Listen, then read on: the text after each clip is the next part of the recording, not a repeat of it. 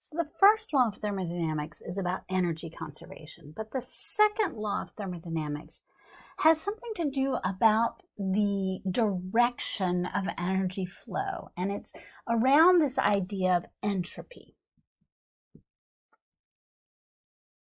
which we represent with an S, and we'll look at the units in just a minute once we define it. But entropy is a way to measure the direction of heat flow. So let's think about this situation. So I have two objects, object 1 and object 2, they're in thermal contact, and maybe initially temperature 1 is greater than temperature 2. And what we say naturally happens is that we have heat flow that goes from 1 to 2, that's the direction of our heat flow, and we end up in a final temperature that's somewhere in between, right? So it is less than 1 but greater than 2. Right? Somewhere in the middle. Where in the middle depends on the heat capacity and the mass and all of those kinds of things. But why does that happen? Right? Why does the energy go that direction? We could have a situation, and we wouldn't violate energy conservation, where we have 2 to 1, T1 is still greater than T2, and we have heat going this direction so that T1 gets hotter and T2 gets colder. Okay, you put an ice cube into hot coffee to make iced coffee, and you expect that the final temperature is going to be somewhere in between where you started out with hot coffee and ice. But it's possible, just from energy point of view, that you could have energy leaving the ice got even colder, dropped in temperature, headed towards, solid dry ice temperature, and your coffee got hotter. But that never happens. So it's not ruled out by energy conservation. It's ruled out by the second law of thermodynamics. And the second law of thermodynamics the second law says that the change in entropy, and I still haven't defined it, but we'll get to it in this context, the change in entropy of the system, of a closed system, of the universe, has to stay at 0 or increase. It's about the direction of energy flow. Some people call it the arrow of time, because if you watch something, if you watched a movie, it would be really exciting, of an ice cube melting, you would know that that is a movie going forward. But if you watch a puddle of water form back into an ice cube, you know that's going backwards. So this is, in some sense, the arrow of time. Okay, it tells us the direction energy transfers. It says this does not happen. Okay, but the question is why? I mean, energy is energy. You can put it wherever you want. Okay, and you can actually force this to happen, right? We do force things to get hotter and other things to get colder. That's what a refrigerator does. It takes the liquid water and turns it into ice through the application of some work, as it turns out. Okay. But it also exhausts heat in such a way that the entropy of the universe, or in this case of your kitchen, increases. So what is entropy?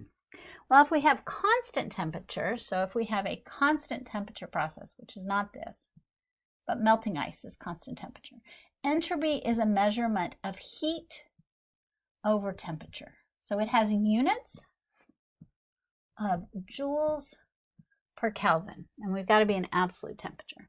If temperature is changing, then we write S is equal to the integral dq over T as we go from some initial to some final state.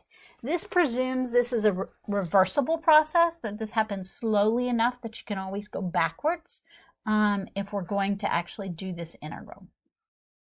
So we can see this can be used in this kind of situation where we would say Q for either object 1 or 2 is equal to mc delta T if it's a solid. So let's say a solid or a liquid. And we're getting these to go to thermal equilibrium.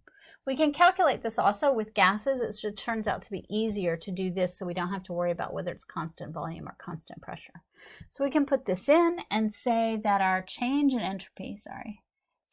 entropy is equal to, if I plug this in, this integral from initial to final, mc delta t over t. This delta t becomes a dt, and if m and c are constant, as I hope they are for most of these situations, I to f, this becomes dt over t. I hope you recognize this as an integral you can do.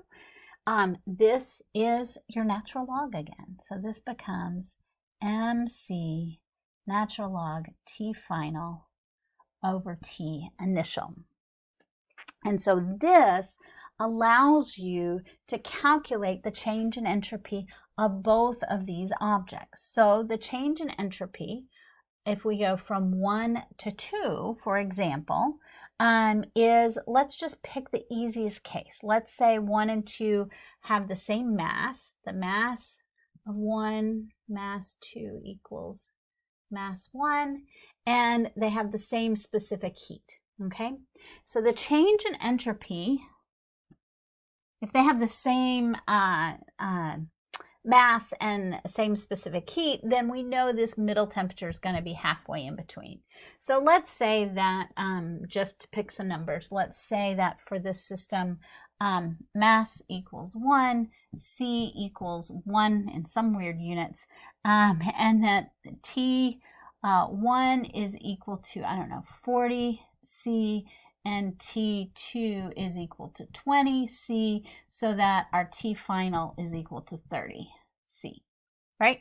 Okay, so our change in entropy is going to be given by, for 1, is going to be MC, which is just 1, we don't care about it, natural log, our final temperature is 30 plus 273, 30 plus 273, all over our initial temperature for mass 1 was 40, so 40 plus 273.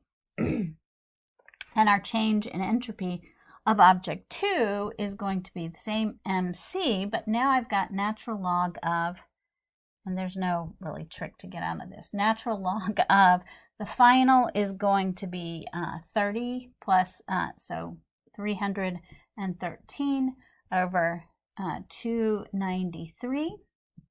Okay, and so this is going to be a positive value, this is going to be a negative value, but what you'll see is that when you add these two together, you get a positive value. Okay, so when we add delta S1 plus delta S2, this gives us a value that's greater than 0.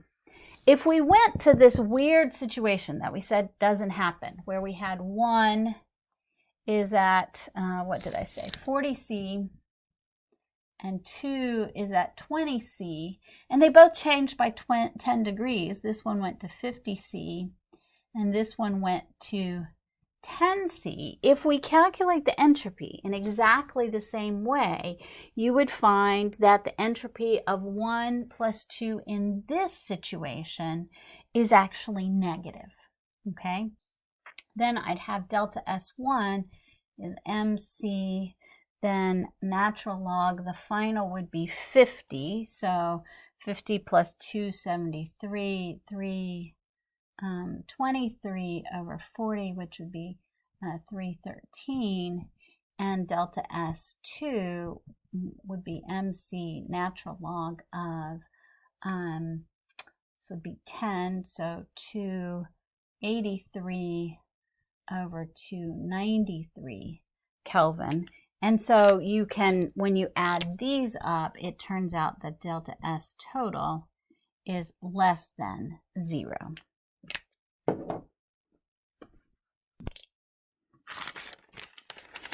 So specifically, the values that we get for each of these, this one is 0.034, with these just equal to 1, so that would be joules per Kelvin.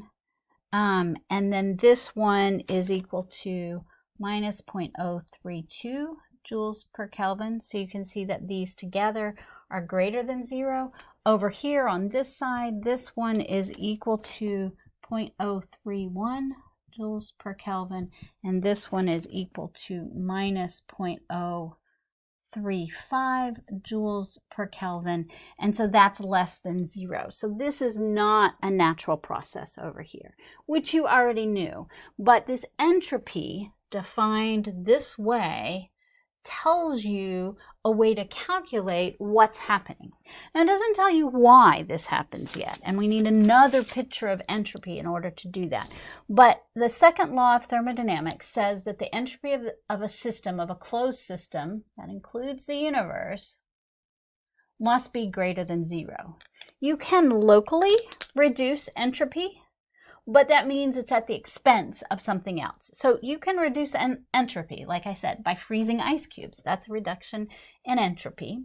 But the overall, what you have to do to it, the cost for it, is to increase entropy of the system. Okay, there are some situations where the change in entropy is 0. That would be where there is no heat. So adiabatic processes don't change the entropy because Q is 0 in an adiabatic process. But other processes, you've got some change in entropy that you need to deal with. And so that's one version of the second law. Another version of the second law says that, in fact, you can't get down to absolute 0, which means you can't have perfectly efficient engines. And we'll talk about why those are when we start to look at other ways of understanding entropy besides this definition. This definition is what we call the thermodynamic definition. There's a statistical definition that has to do with microscopic particles that starts to explain some other things as well.